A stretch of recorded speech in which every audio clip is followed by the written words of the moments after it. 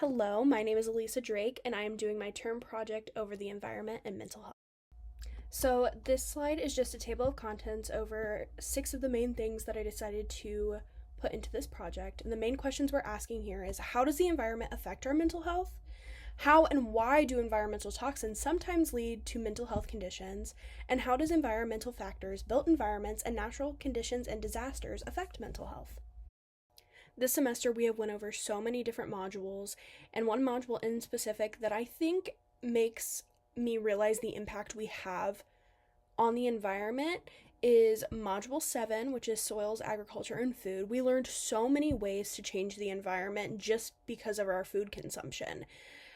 As we know, there are many factors that affect our mental health, and the environment you're living in has a bigger impact on you than you may realize. And it leads me to question, does changing your environment have a true effect on whether your mental health is on the rise or declining? There are many ways to change the environment around you that will be beneficial for your mental health. One in particular is changing how you go to work. Transportation. We learned about how we have gas emissions from the cars that we use. And I have recently reduced the use of my car just to help our environment. And I'm also led to ask, are you aware of what is in your environment that's negatively impacting your mental health? In a few slides, we'll go over some of the things that are floating around in the air, in our water, that is negatively impacting our mental health. Throwing it back all the way to module 1, which was human interactions with the environment, I wanted to highlight what ecology meant, the study of interactions among organisms and their environment. There are two main components, which is biotic and abiotic factors, which, if you do not know by now, which you all should, that's living organisms and their environment. Environmental impacts of humans on their environment couldn't be ignored anymore, which we learned that, I believe, in module 2. Because people were dying and had chronically poor health, but that was just physical health. It wasn't even on mental health. And obviously, this was during the Industrial Revolution, and this turning point led to environmental activism. One thing I wanted to spend a bit of our time on is the built environment and mental health. The built environment is the human-made surroundings that provide the setting for human activity. Most people don't even realize we spend a majority of our lives indoors. And it is rare for the built environment to be designed intentionally or operated with the goal of improving our mental health.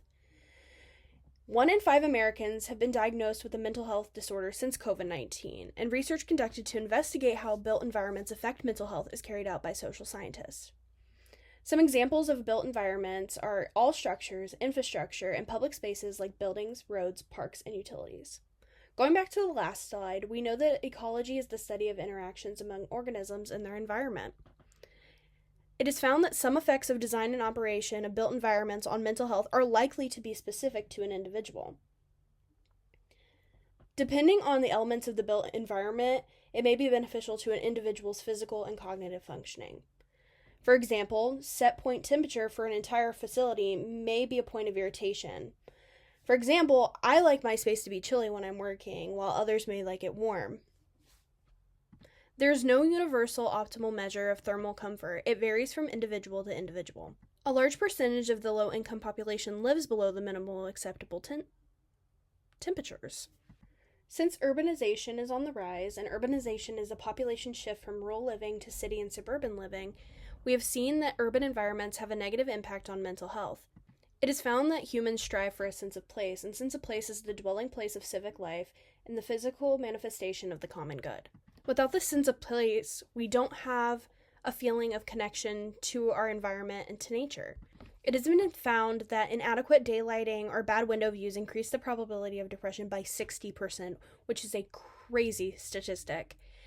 It's been found that putting green spaces and allowing them to be more available may help reduce feelings of depression and anxiety. Psychiatric disorders are more prevalent in urban areas rather than rural areas. When you degrade the public realm, you will automatically degrade the quality of your civic life and the character of all the enactments of your public life and communal life that takes place there. James Kunstler.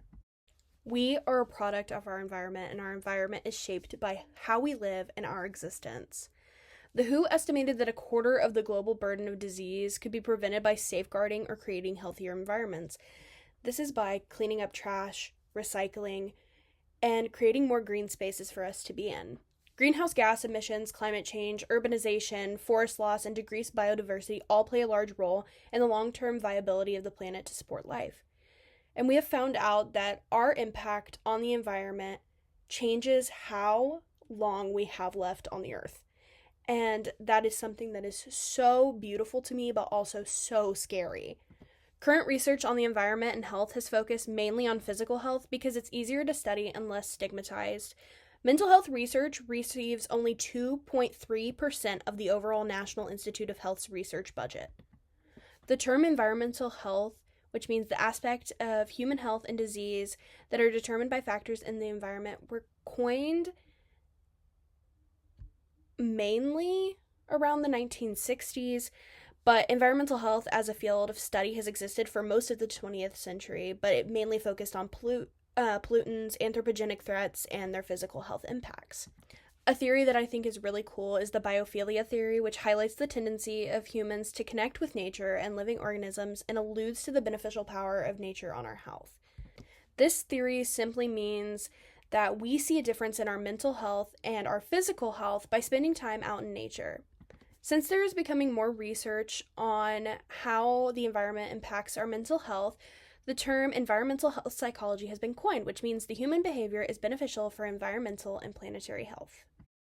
A majority of individuals who experience a traumatic event due to natural disasters do not develop a psychological disorder, though it's found that following natural disasters, there's an increase in post-traumatic stress disorder, major depressive disorder, generalized anxiety disorder, substance abuse disorder, suicide, and grief reactions. According to the International Disaster Database, the number of recorded natural disaster events has skyrocketed since the mid-20th century. Two common fears and emotional responses are extreme fear and uncertainty. As we've learned through this course, we know that there are a lot of environmental toxins, and it is mainly studied how it affects our physical rather than our mental. Many people are scared by the emissions that are released into the environment, whether that is greenhouse gases, air pollution, and water pollution, but nobody really looks at the impact that it may have on your mental health and your functioning. There's been a result of anxiety because of toxins and pollutants found in water that we drink, which I think is terrifying. And air pollution has been found to increase depression and anxiety, though that there is little research on fungal toxins and their effect on mental health, but it should not be ruled out. And this is a list of my references. Thank you for coming to my presentation.